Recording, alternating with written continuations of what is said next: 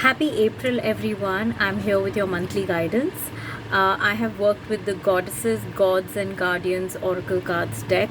I really love this deck. I just feel it has so much depth to it, and I felt guided to, get some guidance from this particular realm for the month of April. So there are 3 cards that have come for the month. I have already pulled them and they're face down. I don't know what they are. So let's get into it. Let's see what April has in store for us. Okay. So the first card is Persephone, and she speaks of new beginnings. Okay, I don't know if it's very clear or not. What a way to start this month. New beginnings. We forget that for something to begin, something has to end.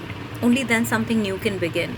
So a lot of times we get so caught up in the ending that we miss out on enjoying and rejoicing the new that's coming away. So this card is giving you a heads up that you are entering a new phase of your life, a better phase of your life.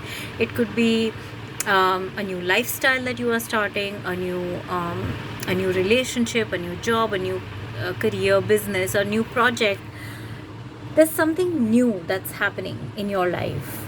So it's a very, very opportune time for you. So look forward to whatever is going on and whatever is coming your way with a lot of excitement. That's new beginnings. To get to this place, I'm sure there have been some endings. There would have been something that has ended or left your life. It could be a habit, it could be a thought, it could be a relationship, it could be a friendship, it could be anything, it could be a city, it could be anything. But just know that if something's left behind, it was because its role in your life is over, and now it's time for you to move forward and get on with the new. So that's the first card for this month. The second card for the month is kindness and nurturing, and we have Kuan Yin here. Such a beautiful deity, Kuan Yin, full of gentleness. Her vibration, her theme, her core message is always that of compassion, of love, of kindness, mercy, forgiveness, empathy. This is the energy. Kuan Yin is the energy of ultimate divine feminine, where she's full of love and she wants you to be the same. So she knows that you've gone through a lot of changes and you're still going through a lot of changes. That's how you have come into your own, and you are experiencing all the newness around you. She wants you to also, in this process, be nurturing towards yourself, towards others. Be kind, be gentle with your process, be gentle with your journey. Don't be harsh, don't be very too critical of yourself. Yeah, it's good to be disciplined, and it's good to keep on your track and not get distracted, but don't be harsh with yourself. You can do the same thing with love. So that is your second message for April. And the last message for April, you have Kadesh, and she speaks of sexual wisdom.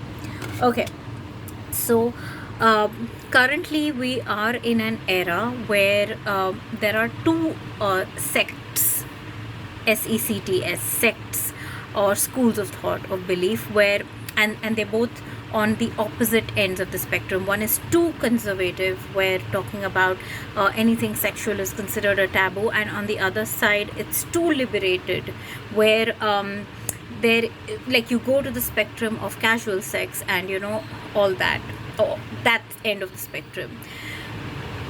Kadesh talks about sexual wisdom, which means accepting sexuality, accepting your sexuality, accepting sexuality as part of the human experience, understanding its importance, its significance, and not abusing it, and neither considering it a taboo, because it is there are so many things that are coming to me right now. Let me just see how should I articulate this. It's not just about physical pleasure, it's not just about a physical act, it's about merging of energies. And it can result in the highest form of um, growth. It's a procreation energy. When there are energies that fuse, you actually exchange a lot of energies, you give birth to new energies.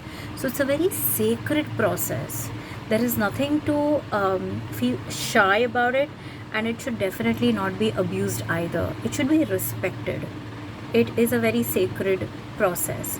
And this is the wisdom that she wants to give to all of us today, that it is not a taboo, it is not a bad thing, and it is not something that you can just casually engage in either. It has to, its sanctity has to be understood, it has to be revered, and that's when you can enjoy it, and that's when you can actually reap the benefits of it. It's so divine, and it's so sacred because it actually enables the process of creation, and nothing supersedes the creation energy. Even the universe was created, we were all created. Creation energy is the beginning energy, it's the start energy, and any process, the creation process, is very sacred. So understand that, and look at sexuality and sexual acts as such. So she is here today with this wisdom. So our if I look at all the three cards together, the theme for April is about new beginnings, newness, being gentle and nurturing through it all. And how the sexual wisdom card plays into this theme is more like, the new beginnings could signify motherhood, could signify fertility, could signify pregnancy, and that's where your sexual wisdom can come into play. And the entire act and the entire theme is that of being gentle, nurturing, okay, which is again the creation energy. It is a divine feminine energy. So April is full of the divine feminine. There's a lot of creation happening, either at a physical level or at an emotional level. You're birthing something new. So yeah, that's a very, very good energy, because it will set your tone, your pace for the time to come. So yeah, that's your April. Have a wonderful April, and I will see you on the other side of it in May.